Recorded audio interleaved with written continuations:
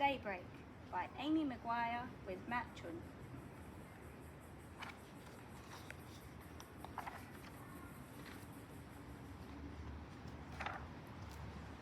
Dad got me up early this morning. It's dark as night, but I can hear the birds waking outside. I'm not a bird. It's too early.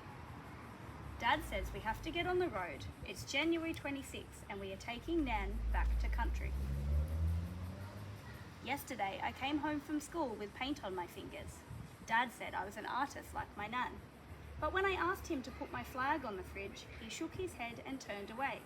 Maybe I'm not as good an artist as I thought. You are, Nan says. You got it from me. My teacher says January 26th is when we celebrate the settlement of Australia.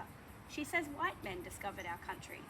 But Dad says we were here already, for tens of thousands of years.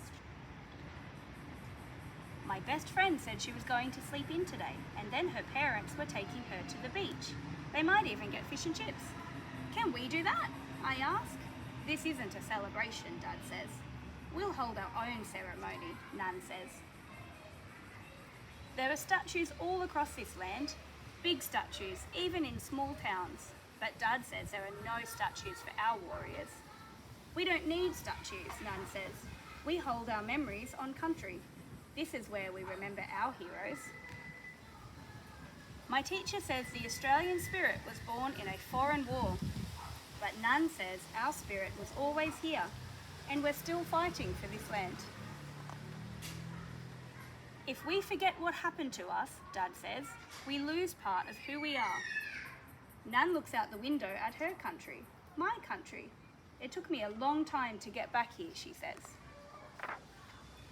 We remember those who died when white people came. We remember how we lost our land. We remember how Nan was stolen from her family. And we remember how she came back. Our country sings to us.